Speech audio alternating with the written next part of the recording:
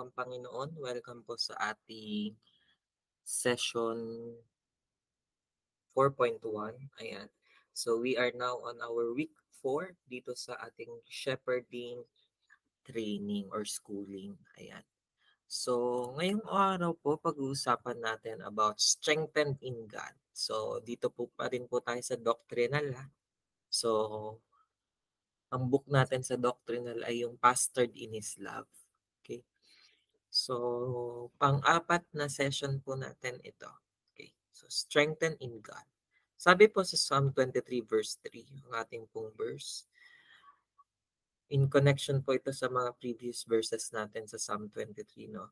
So, sabi po sa Psalm 23 verse 3, He refreshes my soul. He guides me along the right paths for His name's sake. So, pray po tayo sa saglit. Dakilang Diyos, pinupuri ka namin at niluwalhati. Tinataas namin, Panginoon, ang iyong pangalan sa aming kalagitnaan. Sa oras na ito, O Diyos, patuloy naming dalangin. Nang iyong presensya ay patuloy namin maranasan. Sa aming mga tahanan, Panginoon, habang kami nakikinig, O Diyos, ng iyong mga salita, we pray for your Holy Spirit to work within us, in us, O Lord God. And Lord, we pray, continue to illuminate us with your words. Hayaan mo, banal na Espiritu ng Diyos, ikaw ang patuloy at malayang magpakahayag ngayong araw na ito. Salamat po, Lord God. Sa iyo, walang hanggang papuri, parangal at pagluwalhati sa pangalan ng Panginoong Yesus. Amen and amen. Okay, so ngayon ay pag-uusapan natin strengthen in God. So ano po yung mga objectives natin today? So, para po sa ating objectives, una po is to know who I am in Christ. Ibig sabihin, knowing your position in Christ.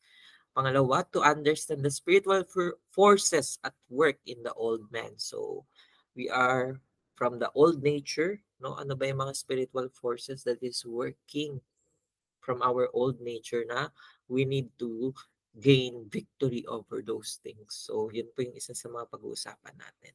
To start living in life clothed in the new nature. As we receive Christ, we are now a new creation. No? So, what are the things that we need to do? What are the things that we need to clothe in our lives, in living the life of Christ? Next, to understand that the transformation of our lives depends on the grace and power of God. So wala naman po dito na transformation na mangyayari by us alone, no? It is all through the grace of God. We are saved by the grace of God, and it is only His grace and power that will help us to be transformed in our daily living. Ngayon, pag-usapan po natin, who am I? Sino ba ako? No? So, we have two natures living in us according to sa Romans 7 verse 15 to 25. So, basahin ko po sa inyo ng mabilisan para maintindihan po natin at maunawaan po natin yung konteksto ng ating pinag-uusapan. So, sabi po dito sa Romans 7 verse 15, hindi ko maintindihan ang aking sarili dahil ang mabubuting bagay na gusto kong gawin ay hindi ko magawa. Pero ang mga bagay na ayaw kong gawin, ang siya kong ginagawa. Si Pablo po yung sumulat nito ha.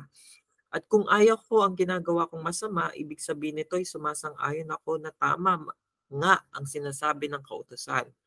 Kaya hindi talaga ako ang gumagawa ng masama, kundi ang kasalanang likas sa akin. Alam kong walang mabuti sa akin. Ang tinutukoy ko ay ang mga makasalanan kong pagkatao. Dahil kahit gusto kong gumawa ng mabuti, hindi ko ito magawa. Dahil dito, ang mabubuting bagay na gusto kong gawin ay hindi ko magawa. Pero ang mga bagay na kinasusuklaman ko gawin, ang siya kong ginagawa. Kung ginagawa ko man ang ayaw kong gawin, hindi na ako ang talagang gumagawa nito, kundi ang kasalanang likas sa akin. Ito ang natuklasan ko tungkol sa aking sarili. Kung ibig kong gumawa ng mabuti, hinahadlangan ako ng kasamaang likas sa akin. Sa kaibuturan ng aking puso, nalulugod ako sa kautusan ng Diyos, pero may napapansin akong ibang kapangyarihan na kumikilos sa aking pagkatao. na sumasalungat sa pagsunod ko sa kautusan na alam ko dahil dito naging alipin ako ng kapangyarihan ng kasalanang likas sa aking pagkatao. Kawawa naman ako. Sino ang magliligtas sa akin sa makasalanan kong pagkatao na nagdudulot sa akin ng kamatayan? Ngunit salamat sa Diyos. Siya ang magliligtas sa akin sa pamagitan ni Kristo Jesus na ating Panginoon. Ito ang aking kalagayan. Ang kaisipan ko ay nagpapasakop sa kutusan ng Diyos, pero ang aking makasalanang pagkatao ay nagpapasakop sa kapangyarihan ng kasalanan. So dito makikita natin yung struggle ni Paul, no? At alam ko hindi lang si Paul yung nakakaranas noon. Bawat isa sa atin na tumanggap kay Jesus may ganong klase ng struggles, no? Kaya nga ang tanong, who am I? Dito makikita natin that we have two natures who is living inside of us. At ano yon? Una, the nature that was result of sin. Ito yung minanang nature natin mula sa ating ninunong nunong Adan, no? Ito yung old nature natin, which is the sin inside of us, starting from the disobedience of our ninuno na si Adan, no? Yun, it resides on us. And the nature that has received life through faith in Christ. Yun, dalawang nature. Mapapansin natin sa sulat ni Pablo, ito yung struggle niya. Oo, na-receive niya si Jesus. Gusto niya ng transformation sa life niya. But there is still a battle inside of him. This is the battle of the old nature na gusto siyang ibalik mula dito. Ayan. Kaya nga mga kapatid, no, once we receive Christ, no, the enemy is doing his 100%, 200% works para tayo uli ay mahihila, maibalik sa ating nakaraang pamumuhay. Pero say no to that, no? As you receive Christ, do your best to present yourself worthy on the salvation of Jesus, worthy on the call of God. No? May battle within us, pero let us do our best to overcome it. Sabi nga ng Panginoong Hesus sa sulat niya sa 1 John, no? We overcome the works of the enemy by the power of the blood of Jesus. No? Let us claim the blood of Jesus who will take away the sin on inside of us, who will help us overcome the works of the enemy in our lives. Kaya nga kapag may works of the enemy sa isip mo, apply the blood of Jesus. No? Confess the power of the blood of Jesus. And I know the enemy will run on it. No? Okay, so makita natin yung struggle ni Paul. Struggle din natin yan, karamihan sa atin are still struggling on those things. But let us always keep our faith on Jesus. Let us always ask for the leading of the Holy Spirit to help us overcome yung mga ganong struggle na pinagdaraanan natin. Diba? Kasi yung nature sa atin we had this sinful nature. No? Pero let us pray that we can overcome it. Kaya nga mga kapatid, no, sa baptism, di ba? Sinasubmerge tayo. Parang old nature natin in spiritual sense, no? In spiritual gesture, binabaon na natin yun, nililibing na natin yun para pag-ahon natin nun ay we are in a new creation na. Diba? Kaya nga wag na nating buhayin muli yung old nature. Alam ko may struggle, gagaya ni Paul, di ba? Nai-struggle siya. Pero let us always keep our faith on Jesus. Pray to God kapag nandyan yung kilos ng kaaway, nandyan yung old nature na nagigising sa buhay natin. Come to Jesus. Ask the Holy Spirit to guide us, lead us, give us victory mula doon sa mga old nature na yun. Okay? What should we do to our old self? Anong kailangan nating gawin para ma-overcome natin yung old self natin? Una, how we will deal with our old self. Number 1, put off your old self, which is corrupted. Sabi po sa Ephesians 4 verse 22, basahin ko po ito. And kung may Bible po kayo sa inyo, ay mas mabuti pong personal yung basahin. Sabi, kaya talikuran ninyo na ang dati ninyong pamumuhay dahil gawain ito ng dati ninyong pagkatao.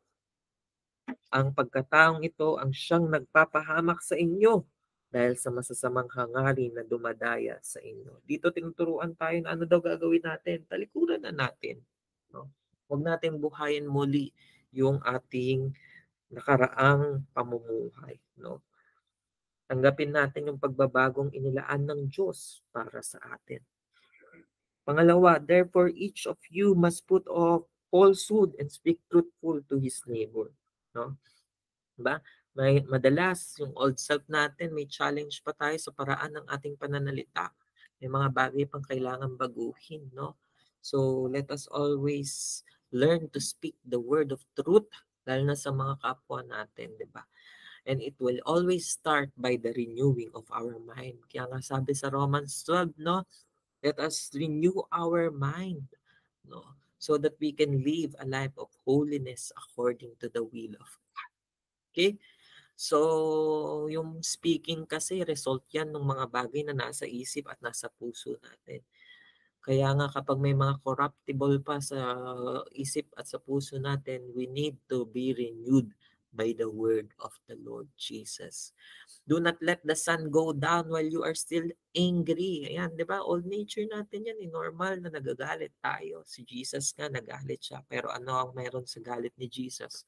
It is called a holy anger. Bakit? Kasi nagalit siya ng hindi nagkasala. Tayo nagagalit lang eh. At sa galit natin, ang dami nating nasasabi, ang dami nating nagagawa na nagkakasala tayo. Pero si Jesus, no? Hindi siya nagkasala nang siya ay nagalit. Kaya tayo mga kapatid, no? Huwag nating hayaan na yung galit natin ay umabot ng kinaumagahan, lalo na sa mga tao sa paligid natin, no? Knowing na alam nilang kilala natin si Jesus, alam nila na believer tayo ni Jesus, dapat mamutawi sa buhay natin ang pagpapatawad. Kasi we are all forgiven by the Lord Jesus. Kaya dapat, no, huwag tayong manatiling magagalitin, kundi manatili tayong joyful whatever circumstances we are experiencing. No? Normal na magalit, pero pag ikaw ay nagagalit, huwag kang magkakasala. Diba? Sa mga magulang sa kanilang anak, no? Laging nagagalit without reason. No?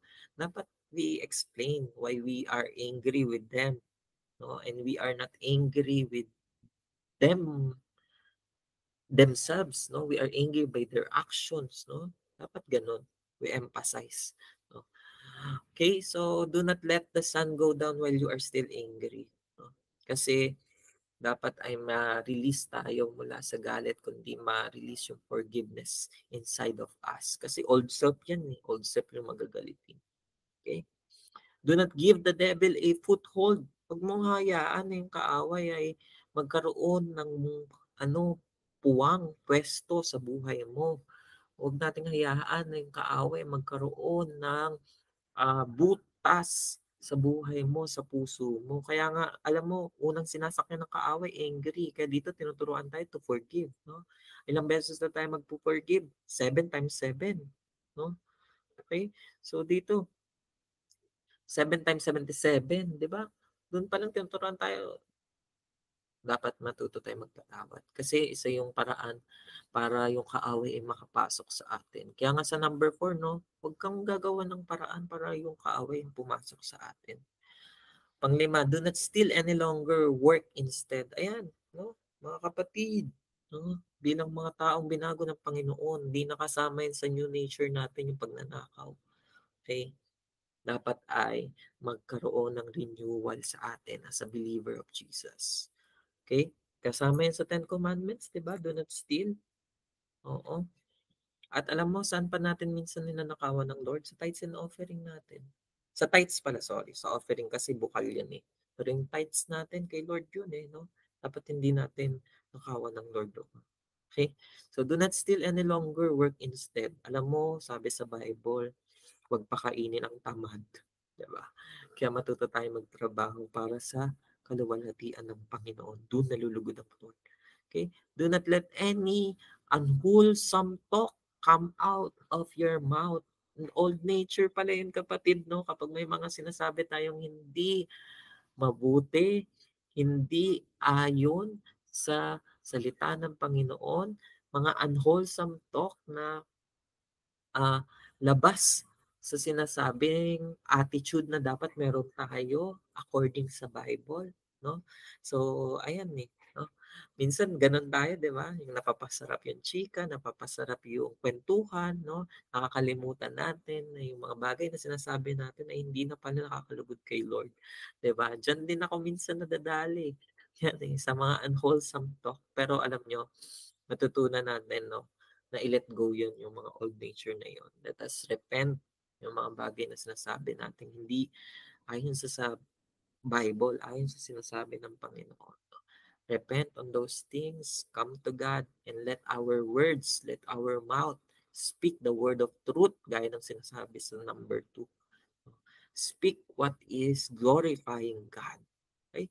Do not grieve the Holy Spirit. Number 7, pinakamahalaga, in whatever thing we do, wag nating hayaan na ang banal na espiritu ay sumama ang loob sa atin. Kasi sabi nga ni Jesus, no, magkasala na kayo sa akin pero wag sa banal na espiritu. Diba? Kasi nga, there is no forgiveness sa, sabi, there is forgiveness kay Jesus pero when you sin against the Holy Spirit, wala nang kapatawaran iyo. Let us not make things that will grieve the Holy Spirit. Ano yung mga bagay na yun? Yung mga alam mo namang aware ka naman na kasalanan pero ginagawa mo pa rin. That grieves the Holy Spirit. That is why minsan nafe-feel mo parang di ko ma-feel yung presence ng Lord. Di ko ma-feel yung Holy Spirit working within me because may mga nagawa kang kailangan mong i-repent. Kailangan hihingi mo ng tawad, no? Sa banal na Espiritu. Next, get rid of all bitterness, rage, and anger, brawling, and slander along with every form of malice. No? Basahin niyo po yan na Ephesians 4:22 hanggang 31. Nandun yung mga old self natin na kailangan i-let go natin, alisin natin sa buhay natin. And mga kapatid, our transformation is not just a one-day uh, process, no? It is a daily process. Kaya nga sabi sa Corinthians, no, we are changing from glory to glory each day. God is changing us from glory to glory. Kaya nga mga kapatid, don't be burdened up na ano ba yan? Hindi ko kaya agad to, no? But as the leading, as the assistance, the guidance of the Holy Spirit, and we can overcome itong old self na to. Okay? So, yung bitterness, yung galit, no, yung slander, pagsasabi natin ng kung ano-anong pang masama sa kapwa natin, lalo na sa kapatiran, yung mga malisyang yan, isuko natin yan sa paanan ng Panginoon because all of that is old self natin at hindi yan nagbibigay ng kaluguran sa ating Diyos. Okay? Eradicate the old self and let the purpose of God fulfill in our lives. No? Sabi nga sa Ephesians 2 verse 10, ano tong purpose ni Lord na dapat maganap sa buhay natin? Sabi niya, nilikha tayo ng Diyos at sa pakikipag-isa natin kay Kristo, binigyan niya tayo ng bagong buhay. Hindi na lumang buhay, bagong buhay. Para ano? Para gumawa tayo ng kabutihan. Ano daw yung gagawin natin kabutihan? Yung mga binanggit natin kanina, puro masasamang bagay yan, no? Ito daw, simula ngayon, we will do the purpose of God. At ano yung purpose niya? Gumawa ng kabutihan na noon pa'y itinalaga na ng Diyos para sa atin. Ibig sabihin, since the beginning, gusto ng Panginoon yung ginagawa ng mga anak niya ay mga mabubuting bagay. Kaya starting today, if you decide that Jesus is your Lord, dapat you are walking sa goodness, sa righteousness, sa mabubuting bagay na gusto ng Panginoon para sa atin. Amen? Simulan mo yan kapatid sa pamilya mo. Simulan mo yan kapatid sa kapatid mo. Simulan mo yan kapatid sa magulang. Simulan mo yan kapatid sa mga kaklase, kaibigan, katrabaho. Amen? Put on the new self. So kanina pinag-usapan natin old self. Ano yung mga bagay na dapat nating alisin? Ngayon pag-usapan natin yung new self natin. Ano yung mga bagay na dapat nating gawin, suotin sa ating mga buhay. Sabi po sa Ephesians 2 verse 4 and 5, basahin ko po sa inyo. Ngunit napakamaawain ng Diyos at napakadakila ng pag-ibig niya sa atin. Na kahit itinuring tayong patay dahil sa ating mga kasalanan, muli niya tayong binuhay kasama ni Kristo. Kaya naligtas tayo dahil lamang saan? Sa biyaya ng Diyos. Amen. All of this is by the grace of God. Bakit? Para wala tayong may pagmalaki. Para wala tayong sabihin kapag bumalik tayo kay Lord, no, na sabihin natin, ay, lahat to nangyari dahil sa aking galing, dahil sa aking talento, dahil sa aking lakas. No. Our salvation comes by the grace of God. Dahil sa ginawang ni Kristo Jesus sa atin sa krus ng Kalbaryo. Kaya nga mga kapatid, as we put on the new self natin, ano yung mga bagay na ating susuotin sa ating bagong buhay na ipinagkaloob ni Jesus. Una, we are new creation. Always remember na hindi ka na yung dating ikaw. You are now a new creation. Hindi ka na anak ni Taning. Ikaw na ay anak ng Panginoon. Amen? You are born of God. No? Ikaw na ay ipinanganak para sa Diyos. God gives us the spirit of wisdom, revelation, and the knowledge of the Word. No? Kaya nga dati, no, pag binasa mo yung Bible, nang hindi ka pa na born again, wala pa yung spirit ni Lord sa iyo, ang hirap unawain. No? Kaya nga, maraming mga matatalinong tao, nagtangkang unawain yung salita ng Panginoon, mga doctorate, mga masters, no? Mga attorney, hindi na maunawaan yung salita ng Panginoon because there is no Spirit of God within them. Pero sa mga tao, kahit hindi nakapagtapos, nawaan nila yung salita at sinasabi ng Panginoon. Bakit? Because the Spirit of God is within them. No? Kaya nga mga kapatid, no? Through the Spirit of God, it will give us wisdom, revelation, and the knowledge of the Word of God. He renews our mind. No? We are doers of the Word. Dapat daw, no? Sa mga taong namumuhay sa new self nila, you must be a doer of the Word of God. Whatever the Word of God says, yan yung bagay na gagawin, tatayuan mo. Whatever it costs, you will stand firm on that. The Holy Spirit gives testimony to who we are. Totoo yun. No? Yan yung nagiging patotoo natin, yung banal na Espiritu. And we are heirs of God. Yan yung ating katayuan bilang mga bagong mananampalataya, bilang bagong mga taong taglay ang presensya at Espiritu ng Panginoon. At mga kapatid, lagi nating tatandaan na ang transformation, it will only happen through the grace of God, sa biyaya lang ng Panginoon at sa kanyang kapangyarihan. No? Hindi natin kayang baguhin yung sarili nating saganang sa atin lang. Hindi ko kayo kayang baguhin. No? Saganang sa sarili ko lamang. Pero ang Panginoon, sa kanyang kapangyarihan, kayang-kaya niya tayong baguhin, abutin. Kagaya ni Pablo, no? Isang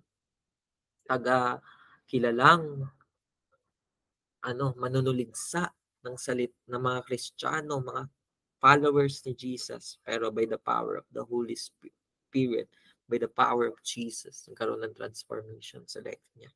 Sabi po sa 2 Corinthians 3:18, at dahil naalis na ang takip sa ating isipan, nakikita na natin ang kapangyarihan ng Panginoon. At ang kapangyarihang ito ay mula sa Panginoon na siyang banal na Espiritu, ang siyang unting-unting bumabago sa atin hanggang tayo'y maging katulad niya. We are transformed daily para sa kaluwalhatian ng Panginoon. We are transformed to be like Jesus.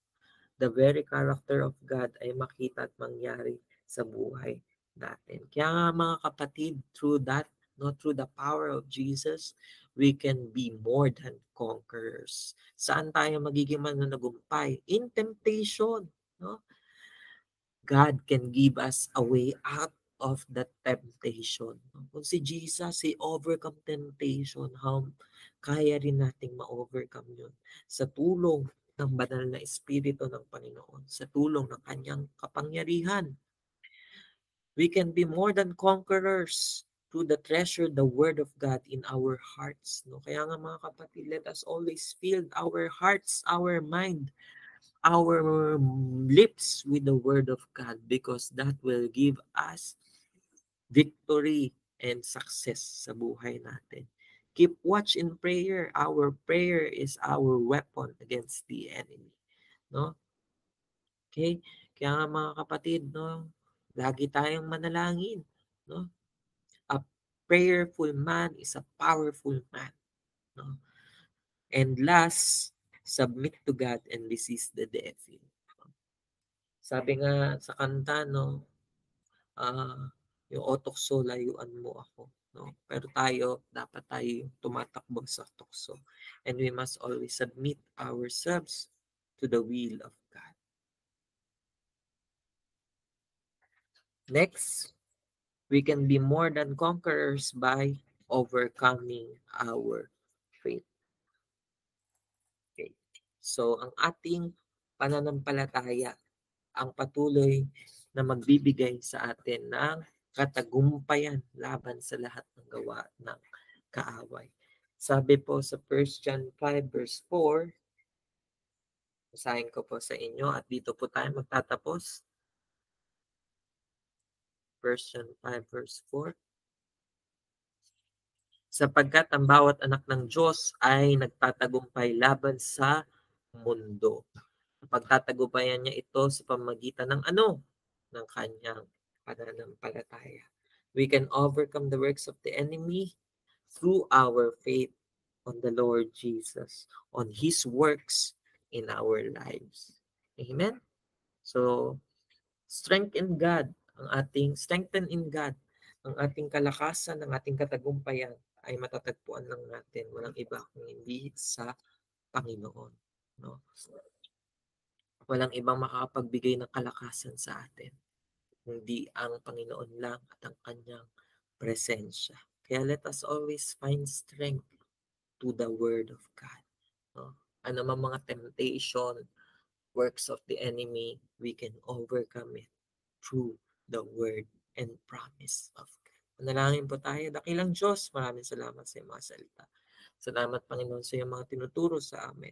Natunay nga, Panginoon, ang aming old nature, we can overcome it through your words, through your power, through your Holy Spirit, Panginoong Jesus. Lord, continue to transform us daily in our lives. Continue to transform our minds, our hearts, our mouth, Panginoon, that we will only speak, live, Panginoon, what is the truth, O Lord God. And your truth is based on your word, O Lord God. And Lord, we pray that we will be a lover of your presence. We will be a lover of your words, Panginoong Jesus. And Lord, we pray that we can overcome lahat ng temptation ng enemy, Panginoong Jesus, sa aming buhay. We can overcome yung old nature namin, O Lord God. And we will live a new nature, Panginoon, na patungo sa iyong character, Panginoong Jesus. Lord, continue to teach us, lead us, shape us, Panginoon, to be more like you, Lord God. Salamat po, Diyos. I entrust, Panginoon, yung mga kapatid kong ito sa iyo at sa iyong presensya lamang, Panginoong Jesus. Salamat po, Lord God. Sa iyo, walang papuri, parangal at pagluwalhati sa pangalan ni Jesus. Amen and amen. God bless you po. At magkita-kita po tayo mamaya para sa ating session 4.2.